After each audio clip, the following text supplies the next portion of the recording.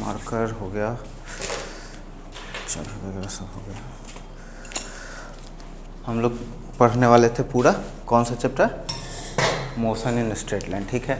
तो इसको क्या करेंगे हम लोग, दो पार्ट में पढ़ेंगे। पहला पार्ट में हम लोग पूरा का पूरा थ्योरी कर लेंगे और दूसरे पार्ट में हम लोग क्या करेंगे,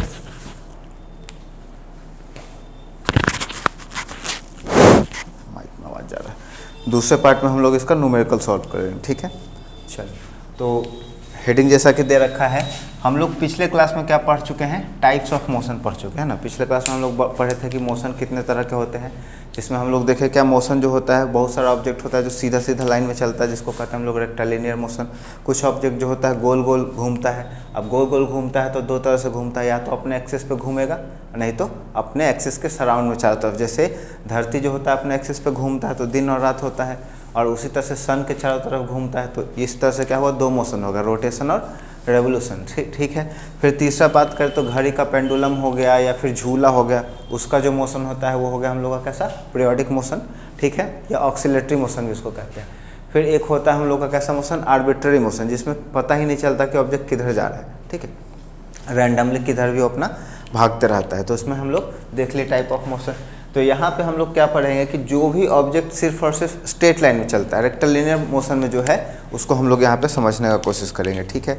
तो इसको समझने से पहले हम लोग कुछ बेसिक समझ लेते हैं, जैसे कि एक होता है फंडामेंटल यूनिट्स, ठीक है। फिजिक्स जब पढ़ेंगे तो जितना भी फिजिकल क्वांटिटी आएगा,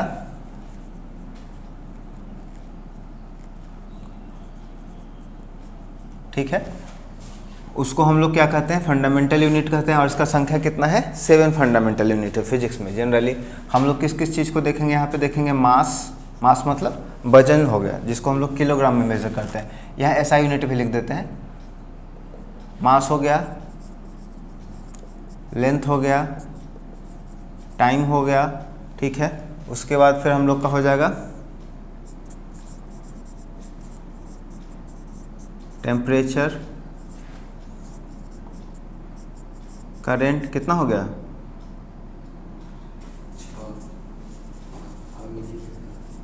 नंबर ऑफ सब्सटेंसेस, और लास्ट में हो जाता है luminous intensity.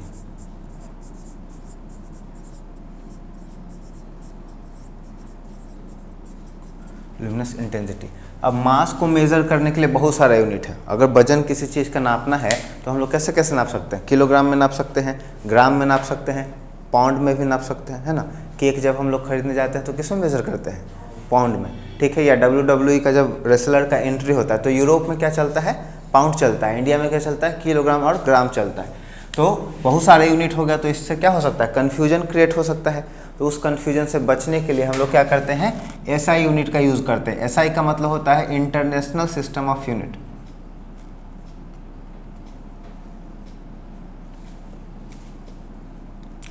International system of unit कहने का मतलब है कि कोई भी साइंटिस्ट है, रिसर्च कर रहा है, तो अपने लोकल एरिया में चाहे जो यूनिट का यूज करे उससे हमको कोई लेना देना नहीं है। जब वो इंटरनेशनली कहीं एक जगह पे आकर के मिलेगा, ठीक है, जैसे मान लो चाइना का कोई साइंटिस्ट है, तो अपने लोकल एरिया में अगर कोई डिस्कवरी किया, खोजा, तो उसको अपने चाइनीज़ लैंग्वेज में बता सकता है, एक्सप्लेन कर सकता है। लेकिन मान करके चलो कि इंटरनेशनली गया जहाँ पे हर लोग चाइनीज़ नहीं जान रहा है ना, तो वहाँ पे क्या हो सकता है, बाकी लोगों को दिक्कत हो सकता है।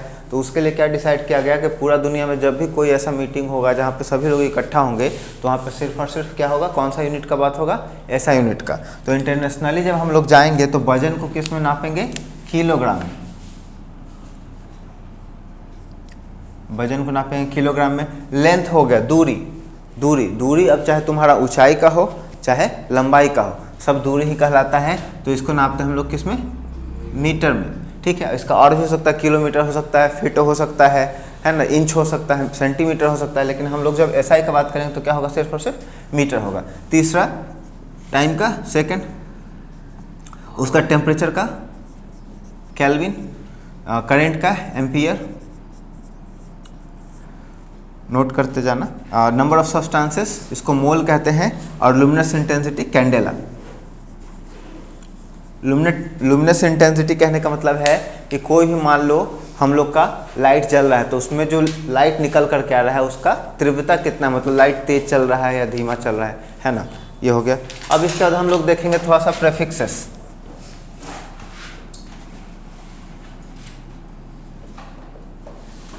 प्रेफिक्सेस में दो तरह का प्रेफिक्सेस देखेंगे, एक पॉजिटिव वाला एक नेगेटिव वाला। डेसी, सेंटी, मिली, माइक्रो, नैनो, पिको, फेम्टो। ठीक है, थोड़ा सा समझना, अभी रुक जाओ। डेसी कहने का मतलब है कि हम लोग का क्या होगा, जो यूनिट होगा वो होगा 10⁻⁻1 मीटर। इसको ऐसे भी हम लोग लिख सकते हैं 1/10 मीटर। अगर कोई यूनिट 1/10 मीटर है मतलब 0.1 है तो वो क्या है, डेसी है। अब इसका यूज कैसे होगा हम अभी देखेंगे हम लोग। सेंटी का मतलब क्या होता है, 10⁻²।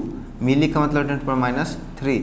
माइक्रो का मतलब 10⁻6। क्लास 6 में तुम लोग पढ़े होगे ना माइक्रो ऑर्गेनिज्म, उसका साइज़ कितना था, 10⁻6 है ना। माइक्रो का मतलब ही होता है 10⁻6, तो माइक्रो ऑर्गेनिज्म बोला इसका मतलब क्या, उसका साइज़ कितना है, 10⁻6 है ना। नैनो का मतलब 10⁻9, पीको का मतलब 10⁻12 और फेम्टो का मतलब 10⁻15। ठीक है, एक यहाँ पे नोट में डाल लेना, एंगस्ट्रम होता है। लाइट का जो वेव होता है, लाइट जो चलता है उसके यूनिट को हम लोग मापते हैं 10⁻10। इसको एंगस्ट्रम कहते हैं, डिनोट करते हैं ए के ऊपर 0 दे करके। ठीक है, ये हो गया हम लोग का निगेटिव वाला। अब थोड़ा सा पॉजिटिव वाला लेके चलते हैं। पॉजिटिव में हम लोग का होता है deca, hecto, kilo, mega, giga, tera, peta, double T शायद होगा। ठीक है, डेका का मतलब 10⁻1, हेक्टो का मतलब 10⁻2, किलो का मतलब 10⁻3, सब मीटर में आएगा। ठीक है, मेगा का मतलब 10⁻6, गीगा मतलब 10⁻9, टेरा का मतलब 12 और पेटा मतलब 10⁻+15। ठीक है, इतना उतारो, उसके बाद फिर बताते हैं आगे क्या करना है।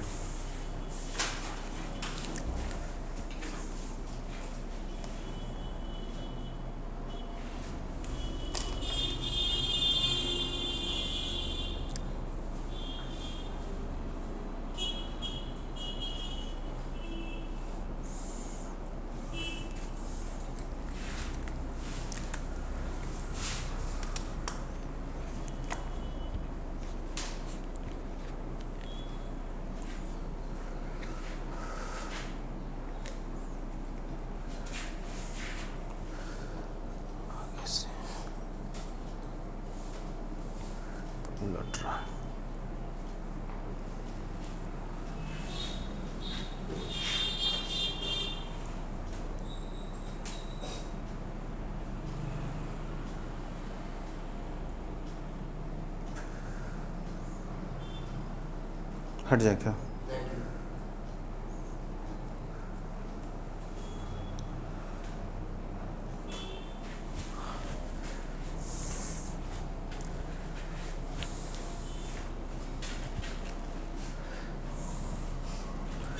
इसका बहुत ज़्यादा यूज होता है जब हम लोग न्यूमेरिकल वगैरह सॉल्व करते हैं ना, तब वहाँ पे आएगा। जैसे बोला रहता है 1 मीटर में कितना सेंटीमीटर है ना, 1 मीटर में कितना सेंटीमीटर, तो हम लोग जानते हैं 1 मीटर में 100 सेंटीमीटर होता है।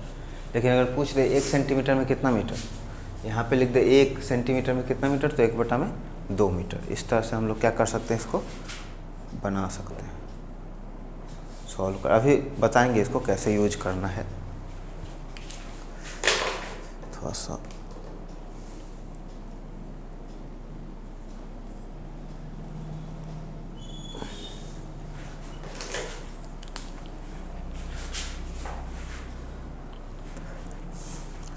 जल्दी करो क्योंकि 10 बजे फिर 9 बजे 10th वाला सब आ जाएगा बच्चा।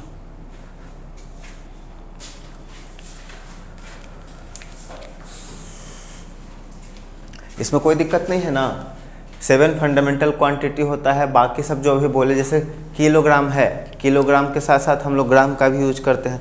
तो ग्राम जो है वो क्या है, CGS यूनिट का आता है, ये हम लोग का SI यूनिट है। SI का फुल फॉर्म अगर कोई पूछे तो क्या बोलेंगे, इंटरनेशनल सिस्टम ऑफ यूनिट, है ना। अगर किसी चीज़ को इंटरनेशनली पूरा दुनिया के सामने एक जगह जा कर के हम लोग रिप्रेजेंट कर रहे हैं तो हम लोग किसी में करेंगे, इसी में करेंगे, इंटरनेशनल सिस्टम ऑफ यूनिट में करेंगे।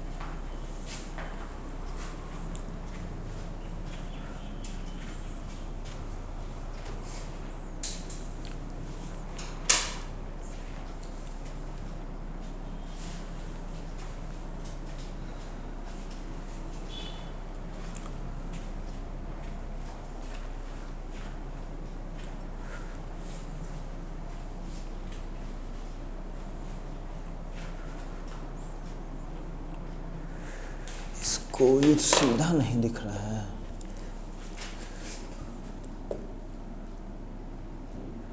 अब ठीक है, यहाँ पे भी दिख जाएगा सबको। थोड़ा सा ट्यूबलाइट का बस आएगा, नहीं बाकी सब गायब हो गया, सबके घर पे आज फ़ोन करेंगे।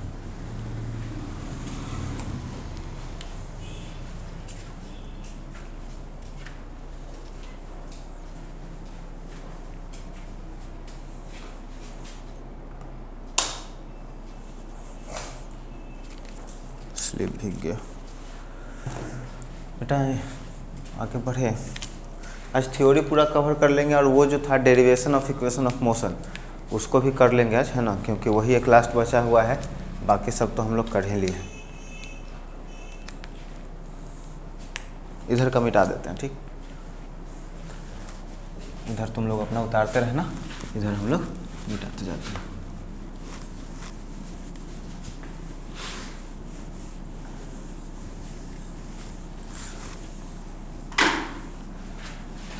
समझाने जब लगेंगे तो फिर लिखना बंद कर देना, ठीक है। अब देखो थोड़ा सा इसको बता देते हैं इसका यूज कैसे आता है।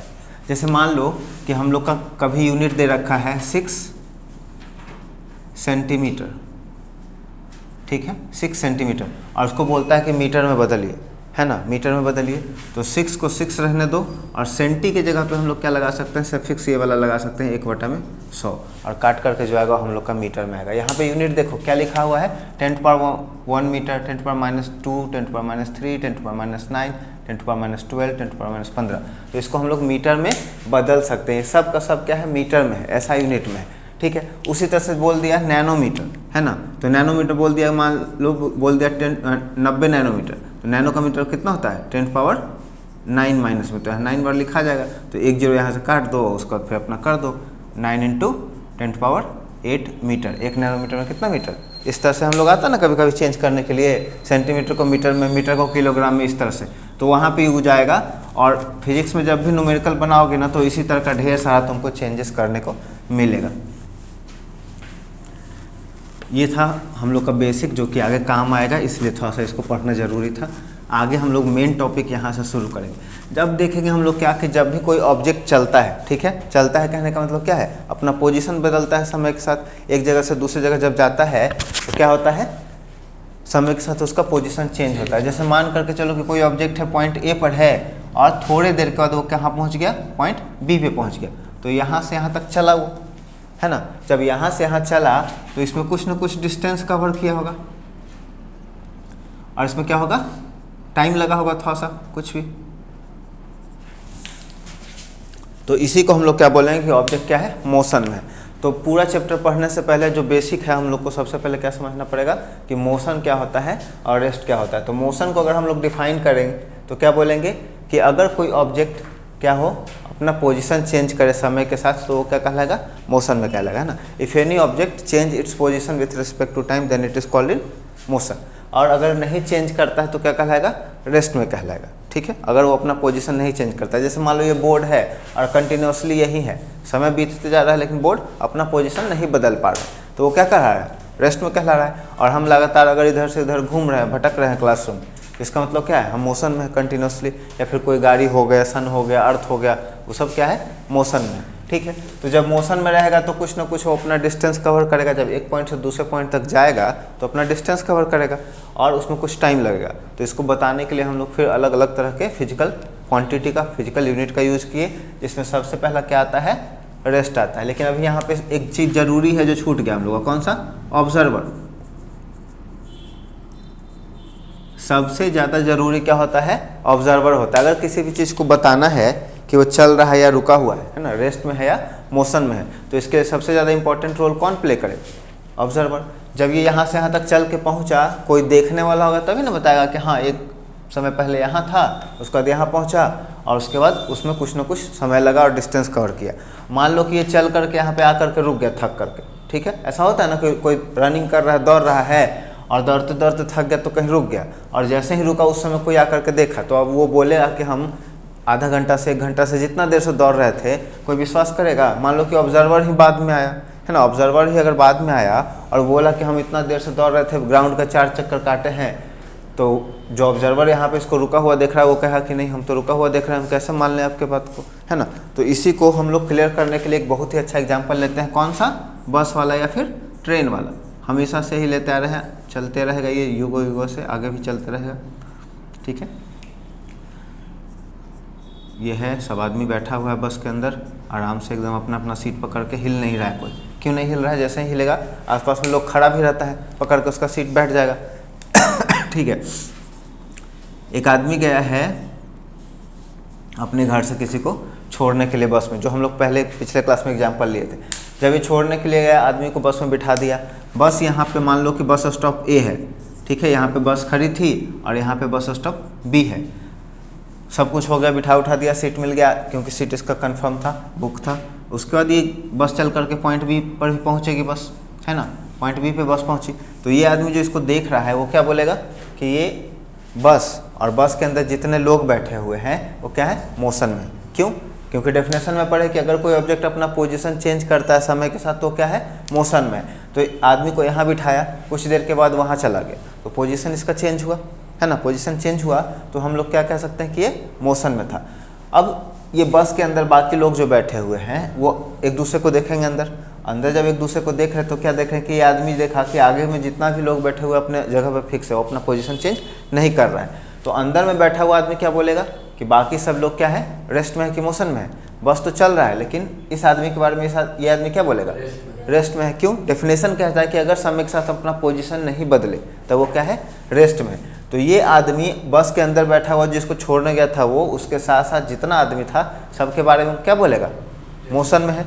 बाहर वाला आदमी सबको मोशन में बोलेगा, लेकिन जो अंदर बैठा हुआ है वो क्या देख रहा है कि हर एक इंसान जहाँ था वहीं का वहीं बैठा हुआ है, अपना पोजीशन चेंज नहीं कर रहा है। तो इससे क्या पता चला, ये बोलेगा बाकी सबके बारे में कि वो रेस्ट में है। तो एक ही ऑब्जेक्ट है ना, इंसान सेम है। इस इंसान के बारे में अगर हम लोग बात करें तो दोनों कंडीशन में इंसान क्या है, सेम है। ये बोलेगा मोशन में और ये बोलेगा रेस्ट में।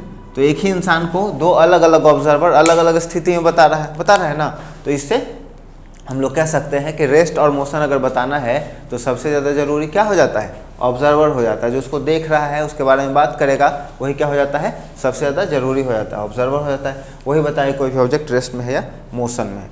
अब ठीक है, हम लोग देखेंगे कि जब कोई ऑब्जेक्ट चल रहा है, ठीक है, मान लीजिए कि वो मोशन में है, मिटा देना इसको, तो लिखने का जरूरत है नहीं, बस समझने वाला था।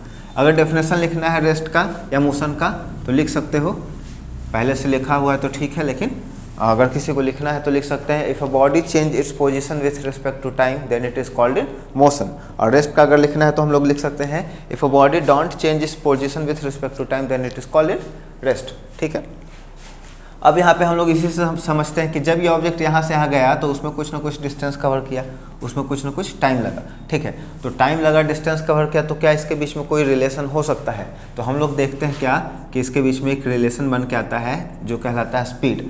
अब ये क्या बताएगा, अगर मान लो कि ये आदमी एक पॉइंट से दूसरे पॉइंट पे जा रहा है, डिस्टेंस कवर कर रहा है, अगर समय कम लेता है तो कुछ ना कुछ फैक्टर जरूर होगा जो उसको टाइम टेकिंग को क्या कर रहा है, कम कर रहा है। तो यहाँ पे वो फैक्टर क्या निकल के आता है, स्पीड। अगर ऑब्जेक्ट यहाँ से यहाँ जाने के लिए अपना स्पीड को ज़्यादा रखता है तो टाइम कम लगेगा, और स्पीड अगर उसका कम रखता है तो ए पॉइंट से बी पॉइंट पर जाने में क्या होगा, समय ज़्यादा लगेगा। ठीक है, तो स्पीड इज इक्वल टू होता है डिस्टेंस बटा में टाइम। इसको अब कभी कभी डिफाइन करने के लिए पूछ देता है, तो क्या इसको हम लोग कैसे डिफाइन कर सकते हैं? सबसे पहले इसको कह सकते हैं the ratio of distance and time is called speed. सबसे सिंपल आसान, जब भी कोई 2 डिजिट या 2 यूनिट डिवीजन में हो तो उसको हम लोग क्या कर सकते हैं, रेशियो में रिप्रेजेंट कर सकते हैं। The ratio of distance and time, जो भी यूनिट दे रखा है उसका नाम लेंगे, the ratio of distance and time is called speed. या फिर दूसरा डेफिनेशन थोड़ा सा और अच्छा अगर लिखने का मन करे तो क्या लिख सकते हैं, the rate of change of distance with respect to time is called speed. अगर कोई ऑब्जेक्ट अपना क्या कर रहा है, दूरी या डिस्टेंस को बदल रहा है, दूरी को चेंज कर रहा है, कुछ दूरी को कवर कर रहा है और उस दूरी तक पहुंचने में जो भी समय ले रहा है उसके हम लोग अनुपात को क्या बोलेंगे, टाइम बोलेंगे। ठीक है, अब यहाँ पे थोड़ा सा और समझ लो कि स्पीड जो होता है वो एक स्केलर क्वांटिटी है। स्केलर क्वांटिटी है ना। फिजिक्स का बात करें तो 2 तरह का क्वांटिटी होता है, एक तो होता है वेक्टर और एक होता है स्केलर। वेक्टर कहने का मतलब है कि मैग्नीट्यूड प्लस डायरेक्शन। अगर कोई फिजिकल यूनिट है जिसमें कुछ मैग्नीट्यूड दे रखा है, जैसे हम लोग बोले कि 40 मीटर पर सेकेंड, ये स्पीड हो गया किसी भी यूनिट का, तो इसमें सिर्फ और सिर्फ ये जो अभी लिखे हैं ये क्या है, इसका मैग्नीट्यूड है। अगर इसमें लिख दे 40 मीटर पर सेकेंड, किस डायरेक्शन में, इस डायरेक्शन में, पूरब की तरफ चल रहा है 40 मीटर पर सेकेंड के, तो ये यहाँ पे क्या आया, हम लोग का वेक्टर आया। ठीक है, तो स्पीड एक स्केलर है जिसमें हमेशा हम लोग का मैग्नीट्यूड का बात होगा, है ना। बोला जाएगा कि एक ऑब्जेक्ट है जो चल रहा है 40 मीटर पर सेकंड के स्पीड से, 50 मीटर पर सेकंड के स्पीड से। ठीक है, और स्केलर क्या होता है जिसमें सिर्फ और सिर्फ क्या होता है, मैग्नीट्यूड होता है। टेंसर तुम्हारा मैग्नीट्यूड हो गया, डायरेक्शन हो गया, तो फिर वेक्टर हो गया। टेंसर का भी हमको थोड़ा सा आइडिया नहीं है, देखना पड़ेगा, पढ़े हैं लेकिन भूल रहे हैं। टेंसर नाम सुना सुना लग रहा है लेकिन ध्यान में नहीं है। ये वाला टेंसर ना, ऐसे ध्यान से हटा हुआ है, बता देंगे, देखना पड़ेगा थोड़ा सा। 11th-12th में ये था, नीचे में कहाँ तुमको मिला है ये 11th-12th का टॉपिक है, टेंसर क्वांटिटी। ठीक है, बताएंगे इसके बारे में, बता देंगे जब न्यूमेरिकल बनाएंगे ना कल, थोड़ा सा देखना पड़ेगा क्या है, आइडिया नहीं है। ठीक है, तो स्केलर वेक्टर में कोई दिक्कत नहीं है। वैसा फिजिकल क्वांटिटी जिसमें क्या हो, सिर्फ और सिर्फ क्या हो, मैग्नीट्यूड हो, तो वो स्केलर कहलाएगा। मैग्नीट्यूड मतलब न्यूमेरिकल वैल्यू हो, कुछ डाटा दे रखा होगा न्यूमेरिकली, और जिसमें डायरेक्शन भी हो। अब देखो ध्यान देने वाला बात क्या है कि स्पीड कब बदलेगा या फिर स्केलर क्वांटिटी कब बदलेगा, जब उसका मैग्नीट्यूड में चेंज आएगा। लेकिन वेक्टर कब बदलेगा, या तो मैग्नीट्यूड या फिर डायरेक्शन कोई भी बदल जाए। जैसे मान करके चलो कह रहा है कि एक ऑब्जेक्ट है जो चल रहा है 40 मीटर पर सेकंड के स्पीड से और यहाँ तक पहुँचा ईस्ट डायरेक्शन में चल करके, और यहाँ से मुड़ गया, स्पीड सेम रखा लेकिन यहाँ से मुड़ करके इधर चला गया, तो इसमें बताओ इसका स्पीड बदलेगा। यहाँ भी इसका 40 मीटर पर सेकंड के स्पीड से चल रहा है, यहाँ भी 40 मीटर पर सेकंड के स्पीड से चल रहा है, स्पीड बदलेगा, नहीं बदलेगा। लेकिन क्या इसका वेलोसिटी बदलेगा, बदलेगा, क्योंकि जैसे यहाँ पहुँचा इसका डायरेक्शन चेंज हो गया, और डायरेक्शन चेंज होने की वजह से इसका क्या हो गया, वेलोसिटी बदल गया। तो वेक्टर क्वांटिटी में याद रखना है कि वेक्टर क्वांटिटी में या तो मैग्नीट्यूड या फिर उसका डायरेक्शन, दिशा कोई भी बदलेगा तो वो हम लोग का क्वांटिटी बदल जाएगा। ठीक है, चलो वेक्टर स्केलर इसको मिटा देते हैं, जो काम का है उसको रहने देते हैं। अब देखो यहाँ पे है हम लोग का स्पीड। अब जो स्पीड है तो यहाँ पे स्केलर क्वांटिटी देख लिए, इसका एसआई यूनिट का अगर बात करें तो एसआई यूनिट इसका होता है, डिस्टेंस को हम लोग किस में मेजर करते हैं, अभी हम लोग फंडामेंटल यूनिट में देखे ना, डिस्टेंस को किस में मेजर करते हैं, मीटर में। तो यहाँ पे ऊपर लिख दे मीटर। एसआई यूनिट किसका, स्पीड का, हम लोग का यहाँ पे लिख रहे हैं मीटर, और टाइम को सेकेंड में। तो इसको हम लोग ऐसे लिख सकते हैं मीटर बाई सेकेंड, या फिर इसको ऐसे भी लिख सकते हैं मीटर पर सेकेंड, या फिर इसको भी लिख सकते हैं मीटर पर सेकेंड। तो इसका ऐसा यूनिट क्या हो जाएगा स्पीड का, मीटर पर सेकेंड, जो कि हम लोग वहाँ से सीखे हैं। अब यहाँ पे जो फॉर्मूला है स्पीड इजकल टू डिस्टेंस बटा में टाइम, बहुत सारा बच्चा को ना यहाँ पे मान लो कि पूछ दिया तुमसे डिस्टेंस निकालने के लिए, तो इसमें दिक्कत हो जाता है, या फिर टाइम निकालने के लिए पूछ दिया तब यहाँ पे दिक्कत हो जाता है। तो यहाँ पे जितना क्वांटिटी का जिक्र हुआ है, यहाँ पे जितना क्वांटिटी के बारे में बात किया गया है, हम लोग सबको डेराइव कर सकते हैं, इससे निकाल सकते हैं। जैसे मान लो कि यहाँ पूछ दिया कि बताइए डिस्टेंस क्या होगा, तो हम लोग अलजेब्रा में क्या सीखा है, जिसको निकालना है उसको इधर लेफ्ट साइड में छोड़ दो, बाकी को उधर भेज दो बराबर के उधर। तो अगर इसको यहाँ पे छोड़ करके और यहाँ पे इसको भेजना पड़ेगा, ध्यान दो इधर भेजना पड़ेगा। अब इधर भेजने के लिए क्या करना है, जो डिवीजन में वो मल्टीप्लाई में चला जाएगा, तो ये हो जाएगा s इंटू टी। तो यहाँ से डिस्टेंस निकल गया, ठीक है। पहले इससे तो हम लोग स्पीड निकाल ही सकते हैं, इससे डिस्टेंस भी निकाल सकते हैं। अब मान लो कि कभी पूछ दिया टाइम क्या होगा, तो यहाँ पे देख रहे हैं टाइम है, तो टाइम निकालने के लिए तो ये गुना में इसको इधर भेज देंगे, तो ये हो जाएगा डिस्टेंस बटा में स्पीड, और यहाँ से हम लोग का टाइम भी निकल जाएगा। तो 3 यहाँ से क्वांटिटी हम लोग क्या कर सकते हैं, निकाल सकते हैं। तो स्पीड यहाँ पे हम लोग समझ गए। अब यहाँ पे देखो स्पीड में हम लोग और क्या सीखे थे कि जब भी कोई ऑब्जेक्ट एक पॉइंट से दूसरे पॉइंट तक जाएगा तो ऐसा बहुत कम ही चांस है कि लगातार वो एक ही स्पीड से जाएगा, है ना। लगातार एक ही स्पीड से जाएगा, ऐसा बहुत कम चांस है। आसानी से समझने के लिए हम लोग मान के चलते हैं कि 2 अलग अलग स्पीड से चल के गया। यहाँ से यहाँ तक का मान लो कि उसका स्पीड डिस्टेंस कितना था, 100 मीटर का। अब इस 100 मीटर को तुम्हारा अलग अलग स्पीड से कवर कर सकता है ना। 10-10 का 10 बार भी चेंज कर सकता है। नहीं तो हम लोग आसानी से समझने के लिए इसको क्या कर लेते हैं, 50-50 मीटर का 2 पार्ट में इसको हम लोग तोड़ लेते हैं कि कोई भी ऑब्जेक्ट जो है वो 50-50 मीटर का चलेगा और 2 अलग अलग टाइम में वो कवर करेगा। मान करके चलो कि इसको कवर कर लिया हम लोग का 25 सेकेंड में और इसको 5 सेकेंड। तो दोनों कंडीशन में हम लोग क्या देख रहे हैं कि डिस्टेंस सेम है, 50-50 मीटर का है। इस 50 मीटर को कवर करने में कितना टाइम लग गया, 25 सेकेंड, और इस 50 मीटर को कवर करने में कितना लग गया, 5 सेकेंड। तो यहाँ से क्या पता चल रहा है कि इसमें समय ज़्यादा लगा, इसका मतलब वो धीरे धीरे चल रहा था, और इसमें टाइम कम लगा, इसका मतलब तेज़ी चला। तो अब मान लो यहाँ से पूछ दे कि पॉइंट ए से पॉइंट बी तक पहुँचने में उसका स्पीड क्या था, तो हम लोग बता सकते हैं। मुश्किल थोड़ा सा हो जाएगा, सॉल्व करके देखो। स्पीड इजिकल टू डिस्टेंस बटा में टाइम, डिस्टेंस कितना था 50 और टाइम कितना लगा 25। तो 25 दूनी 50, 2 मीटर पर सेकंड का हो गया, है ना। 50 बटा में 25 स्पीड बराबर डिस्टेंस बटा में टाइम कटा 25 का 2 मीटर पर सेकंड। तो पहला जो डिस्टेंस किया वो 2 मीटर पर सेकंड के स्पीड से कवर किया, और ये 50, ये हो गया 10 मीटर पर सेकंड के स्पीड से कवर किया। अब इसका हम लोग डायरेक्ट बता सकते हैं कि यहाँ से यहाँ जाने में कितना स्पीड हुआ, नहीं बता पाएंगे क्योंकि यहाँ अलग स्पीड है, यहाँ पे अलग स्पीड है। तो यहाँ पे फिर एक अलग कॉन्सेप्ट निकल करके आता है तीसरा स्पीड निकालने के लिए, वो होता है हम लोग का एवरेज स्पीड। वो होता है हम लोग का एवरेज स्पीड। एवरेज स्पीड निकालने के लिए फॉर्मूला क्या है, टोटल डिस्टेंस बटा में टोटल टाइम।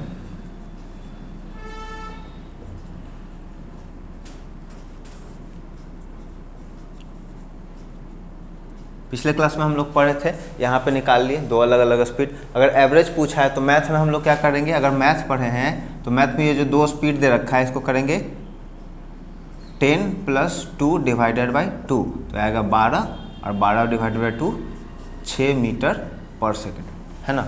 ऐसे आ जाएगा मैथ से अगर निकालेंगे तो, क्योंकि आसान भी दिख रहा है, लेकिन ये हम लोग का तरीका क्या हो जाएगा, गलत हो जाएगा। ऐसे नहीं निकालना है। हम लोग जब फिजिक्स बनाएंगे तो हम लोग कभी भी किसी भी हालत में इसी फॉर्मूला का यूज करेंगे। Average speed equal to total distance बटा में टोटल टाइम।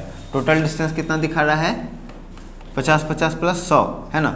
स्पीड एवरेज बराबर हम लोग का हो गया टोटल डिस्टेंस 50 + 50, और टोटल टाइम कितना 25 + 5 30 सेकेंड, है ना। ये हो गया 100, नीचे हो गया 30, कट गया 10, ये हो गया 10 बटा में 3, ये हो गया हम लोग का 3 तिहाई 9। फिर पॉइंट देंगे, फिर 0 आ जाएगा, फिर 3 तिहाई 9, फिर पॉइंट देंगे, फिर आते जाएगा, तो 3.33 ये हो गया हम लोग का मीटर पर सेकंड। ऐसे देखो कितना आया 6 का, ऐसे हम लोग का एक्चुअली कितना आया 3.33 का, है ना। तो यहाँ पे हम लोग का क्या हो गया, इस तरह से एवरेज निकलेगा। ये आसान है, मैथ में इस तरह से बनेगा, लेकिन फिजिक्स में हम लोग का इस तरह से नहीं बनेगा। जब भी एवरेज स्पीड निकालना हो, अब कैसे पता चलेगा, 1 पॉइंट से 2 पॉइंट का बीच का जर्नी करना है और ऑब्जेक्ट क्या करे, अलग अलग स्पीड से उसको कवर करे, तब हम लोग बनाएंगे किसको, इस तरह से एवरेज स्पीड। और ये सब जो हम लोग पढ़ रहे हैं किस में पढ़ रहे हैं, नॉन एक्सेलरेटेड मोशन। ये सब किस में पढ़ रहे हैं, नॉन एक्सेलरेटेड मोशन। ऑब्जेक्ट जो है अपना स्पीड अभी नहीं बदल रहा है, तब हम लोग किस में पढ़ रहे हैं, इसमें। देखो यहाँ से यहाँ गया तो इतना दूर में फिक्स स्पीड था ना इसका, ठीक है, 2 मीटर पर सेकेंड का, पॉइंट ए से यहाँ तक बीच में जो गया है इतना स्पीड फिक्स था, इसके बाद जो गया इतना स्पीड इसका फिक्स था। तो ये क्या है हम लोग का नॉन एक्सेलरेटेड मोशन का है, हम लोग इसमें इसका स्पीड नहीं बदलता है, तो हम लोग इसमें पढ़ते हैं। इसमें 3 क्वांटिटी पढ़ लेंगे, एवरेज आ गया। अब यहाँ पे 2 और पूछता है, यूनिफॉर्म स्पीड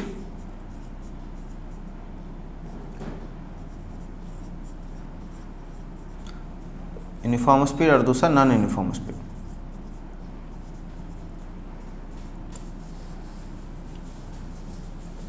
देखो कभी कभी ना सीबीएसई हो या बिहार बोर्ड हो, ऐसा पूरा स्टिक नहीं हो जाना चाहिए कि हम सीबीएसई का हैं तो सिर्फ इंग्लिश ही याद करेंगे और बिहार बोर्ड के बच्चे हैं तो सिर्फ और सिर्फ हिंदी में ही पढ़ेंगे।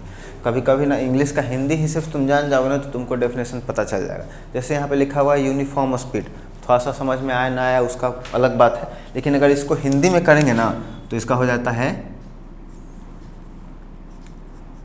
एक समान गति। स्पीड का मतलब होता है गति, एक समान मतलब समझ में आ गया एक जैसा।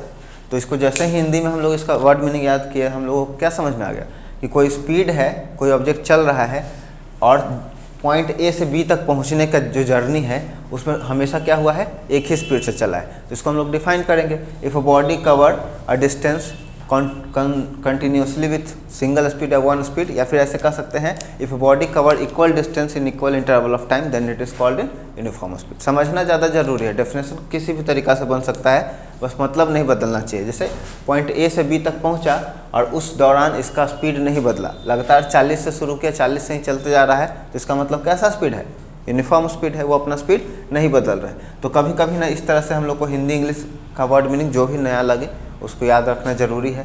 तो यूनिफॉर्म का मतलब हुआ एक समान, स्पीड का मतलब हुआ गति। तो अगर कोई ऑब्जेक्ट लगातार एक ही स्पीड से चल रहा है तो इसको हम लोग ऐसे भी कह सकते हैं कि इक्वल डिस्टेंस कवर कर रहा है इक्वल इंटरवल ऑफ टाइम में। जैसे मान करके चलो कि 10 मीटर पर सेकेंड के स्पीड से चल रहा है ना, ये जो यहाँ पे लिखे 10 मीटर पर सेकेंड, तो इसका मतलब क्या हुआ कि हर 1 सेकेंड में कितना डिस्टेंस कवर कर रहा है, 10 मीटर। तो अगला 1 सेकंड में भी कितना करेगा, 10 मीटर, फिर उसके बाद भी 1 सेकंड में कितना करेगा, 10 मीटर। तो लगातार इक्वल डिस्टेंस कर रहा है ना, इक्वल इंटरवल ऑफ टाइम में, हर 1 सेकंड में कितना डिस्टेंस, 10 मीटर। तो वो क्या हो गया, यूनिफॉर्म स्पीड में, ठीक है। लेकिन ऐसा पॉसिबल नहीं है। जब भी हम लोग कुछ भी चलाते हैं, साइकिल हो, बाइक हो या जो भी हो, तो कभी तेज चलाते हैं, कभी कम चलाते हैं, क्योंकि बाहर का बहुत सारा फैक्टर होता है ना, ब्रेकर आ गया, गड्ढा आ गया, आदमी आ गया, भीड़ लग गया, मार्केट से गुजरा, तो वहाँ पर हम लोग को स्पीड बदलना पड़ता है। तो वो किस में आ जाएगा, असमान गति, जो अब हम लोग लगातार क्या करेंगे, बदल बदल करके चलेंगे। तो स्पीड इतना ही था, इतना ही स्पीड पढ़ना है। इसमें अगर कुछ बताओ पूछना है तो, नहीं तो फिर आगे बढ़ेंगे।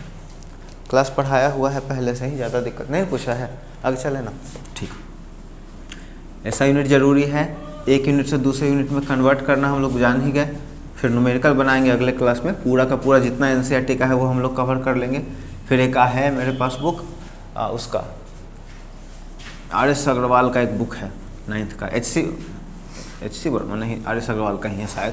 RS अग्रवाल का तो मैथ आता है ना,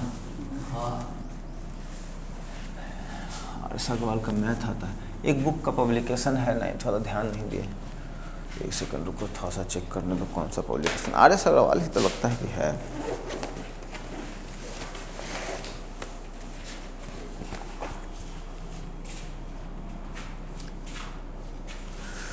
किस पब्लिकेशन का था, खोल के देख रहे थे, HC वर्मा, HC वर्मा का बुक है। इससे भी न्यूमेरिकल हम लोग करेंगे, ठीक है। HC वर्मा, चलो पहला हम लोग सीख लिए, स्पीड पूरा समझ में आ गया अच्छे से। दूसरा हम लोग का क्या है, वेलोसिटी।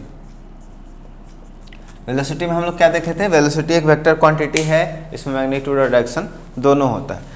तो स्पीड और वेलोसिटी दोनों का यूनिट सेम होगा, लेकिन इसमें क्या होगा, अंतर किस चीज़ का होगा, एक यूनिट अंतर लेकर के आएगा, वो है हम लोग का डिस्प्लेसमेंट। डिस्प्लेसमेंट बटा में टाइम क्या देता है हम लोग का, वेलोसिटी देता है। तो अगर कोई ऑब्जेक्ट चल रहा है तो डिस्टेंस तो समझ में आया क्या हुआ, लेकिन यहाँ पे एक नया जो टर्म दिया है डिस्प्लेसमेंट, उसका मतलब हम लोग समझेंगे। फिर से हम लोग एक पॉइंट बनाएंगे, जो पॉइंट ए से पॉइंट बी तक इसमें पहुँचना है, इस ऑब्जेक्ट को पॉइंट ए से बी तक इसको पहुंचना है।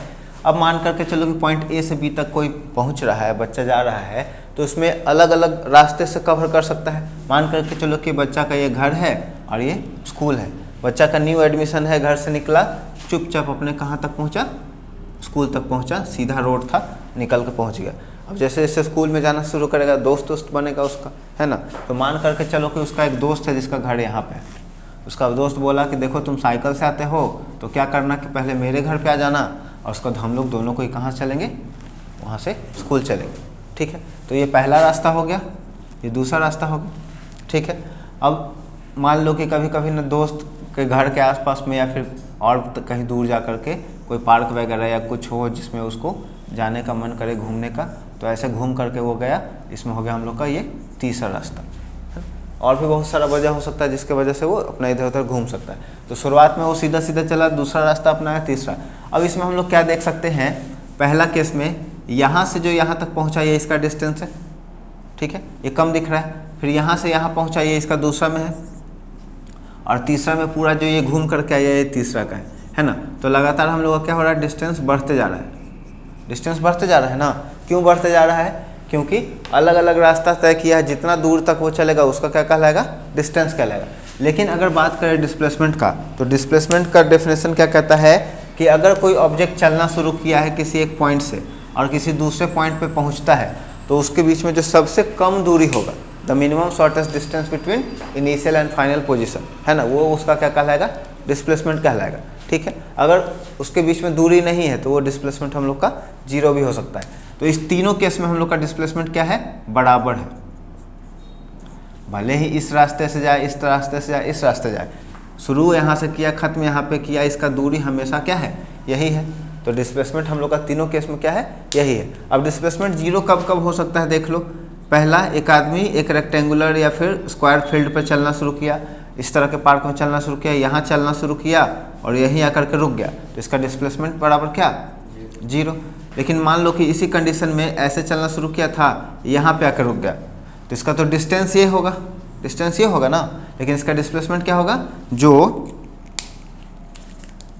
यहाँ से चलना शुरू किया, यहाँ करके रुक गया, ये इसका डिस्प्लेसमेंट होगा।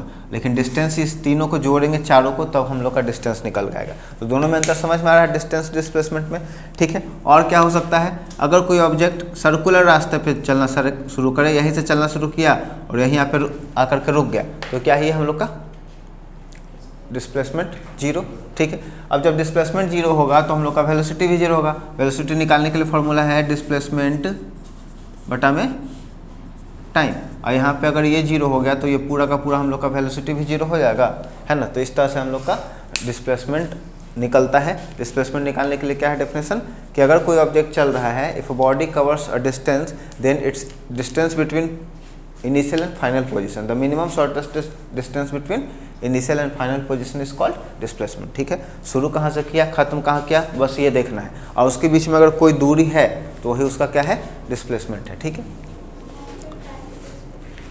क्या, अरे वो छूट जाता है, स्पेलिंग मिस्टेक नहीं होता है, लिखते लिखते छूट जाता है ना थोड़ा सा।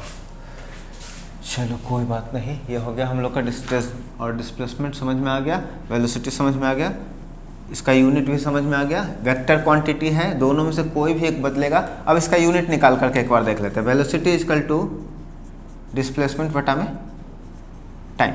अब डिस्प्लेसमेंट में हम लोग क्या देखें, शॉर्टेस्ट डिस्टेंस ही तो देख रहे हैं, एक पॉइंट से दूसरे पॉइंट के बीच का दूरी, और दूरी को हम लोग किस में मेजर करेंगे, मीटर में, और टाइम को सेकंड में। तो अगर इसको भी लिख दें मीटर पर सेकंड तो कोई दिक्कत नहीं, ये भी हम लोग का मीटर पर सेकंड ही होगा, ठीक।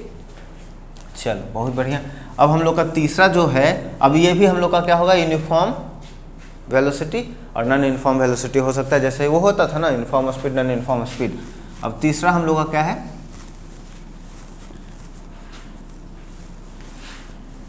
एक्सेलरेशन, ठीक। इसको देखेंगे, उसके बाद फिर हम लोग अपना ग्राफ प्रूफ करके क्लास को ख़त्म कर देंगे। ग्राफ वाला में थोड़ा सा समय लगेगा, 7:45 7:45 हो जाएगा, ठीक है। एक्सेलरेशन,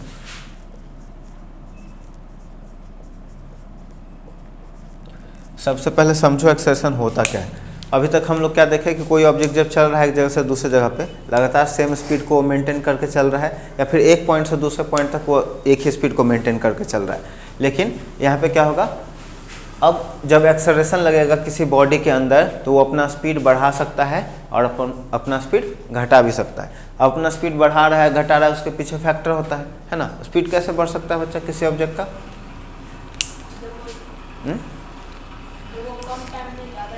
जैसे मान लो कि कोई ऑब्जेक्ट चल रहा है, उसका स्पीड बढ़ाना है तुमको। मान लो तुम साइकिल चला रहे हो और उसका स्पीड तुमको बढ़ाना है, तो कैसे बढ़ाओ? पैडल मारो। पैडल मारने पर क्या हुआ? पैडल कैसे मार रहे हो? अपने पैर से। तो पैर में जो मसल्स है उससे तुम क्या लगाया? उस पर फोर्स लगाया, है ना। तो फोर्स लगा करके, बाहर से फोर्स लगा करके हम लोग किसी भी ऑब्जेक्ट का क्या कर सकते हैं? हम लोग इम्पैक्ट ऑफ फोर्स में पढ़े थे ना क्लास 8 में। फोर्स लगा के किसी भी ऑब्जेक्ट का डायरेक्शन बदला जा सकता है। मान लो कि बॉल फेंका, फुटबॉल या क्रिकेट खेलते हो तो बॉल फेंका, उधर से बॉलर बॉल फेंका और तुम बैट से मारा, तो फोर्स लगा कर उसका डायरेक्शन बदला ना। इधर से मान लो हम बॉल फेंके तो इधर से गया और उधर से बैट्समैन मारा, किसी भी डायरेक्शन में वो मार सकता है फोर्स लगा करके। तो फोर्स लगा के हम लोग डायरेक्शन चेंज कर दिए, फोर्स लगा के हम लोग स्पीड बदल सकते हैं, है ना। फोर्स लगा के हम लोग शेप बदल सकते हैं, ठीक है। तो इस तरह से क्या करेंगे हम लोग, जब फोर्स लगाएंगे किसी भी ऑब्जेक्ट के ऊपर बाहर से, तो क्या होगा? उसके वजह से क्या होगा? उसका स्पीड बढ़ सकता है और घट सकता है। तो बढ़ाने वाला तो समझ में आ गया, मस्कुलर फोर्स लगाएंगे। नहीं तो बाइक में जो इंजन होता है उसमें एक्सेलरेटर लगा रहता है, उसके वजह से। स्पीड अगर कम करना है तो कैसे कर सकते हैं? ब्रेक लगा करके। या तो ब्रेक तुम अपने हाथ से लगाओ, नहीं तो बहुत लोग क्या होता है, नया नया जब सीखता है गाड़ी या साइकिल तो पैर ही रगड़ने लगता है ज़मीन पर। देखे हो कभी इस तरह से ब्रेक लगाते हो किसी को? बच्चा जब साइकिल सीखता है तो कूद जाता है सीधे साइकिल पर से ही, है ना, आगे की तरफ, और ज़मीन पैर पर रख देता है, चप्पल ऊपर से, या फिर घसीटने लगता है चप्पल।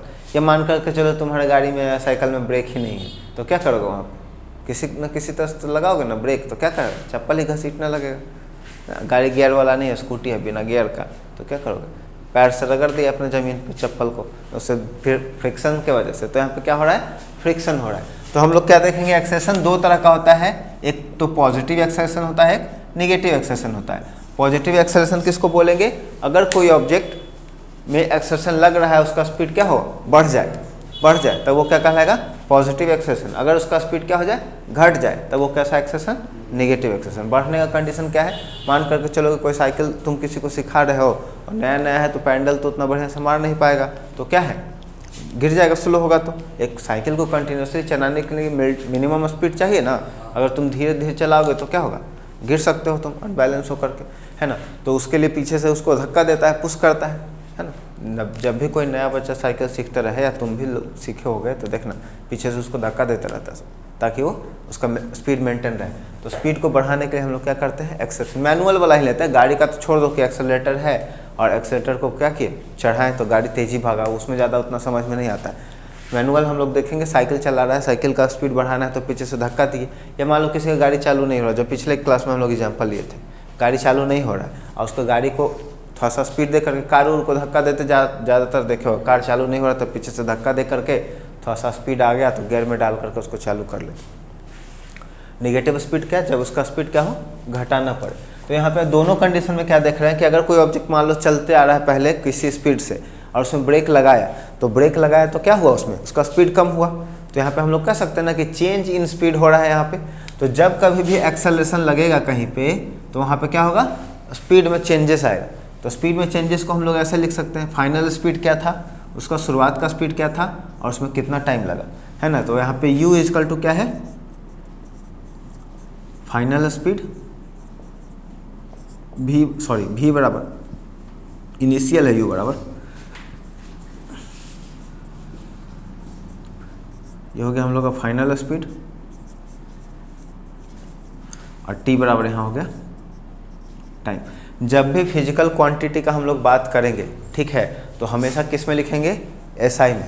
क्वेश्चन जब बनाएंगे तो हम लोग को मिलेगा कि डिस्टेंस को दे दिया है किलोमीटर में और टाइम को दे दिया है आवर में या फिर मिनट में या फिर सेकेंड में। तो जब भी किलोमीटर का यूज करेंगे तो उसके साथ टाइम किस में जाएगा? आवर में जाएगा। जब भी मीटर में यूज करेंगे डिस्टेंस का तो उसमें किस में जाएगा? सेकंड में जाएगा। मीटर ऐसा यूनिट है तो ऐसा यूनिट के साथ ऐसा यूनिट ही लगना चाहिए, है ना। तो मीटर जब यूज करेंगे, बोलेंगे किसी भी ऑब्जेक्ट का स्पीड मीटर में, तो टाइम हम लोग का अगर मिनट में दे रखा है तो उसको किस में बदलेंगे? सेकंड में बदलेंगे, है ना। इस बात का ध्यान रखेंगे, फिर आराम से आसानी से बनेगा हम लोग का न्यूमेरिकल, कोई दिक्कत नहीं होगा। तो यहाँ पे हम लोग को क्या क्या देखा कि एक्सेलरेशन इक्वल टू होता है चेंज इन स्पीड और डिवाइडेड बाय टाइम। अगर कोई ऑब्जेक्ट क्या है अपना स्पीड बदल रहा है तो उसमें कुछ ना कुछ समय लगेगा, और वो जो समय लग रहा है उसी को हम लोग कैलकुलेट करके क्या निकाल सकते हैं?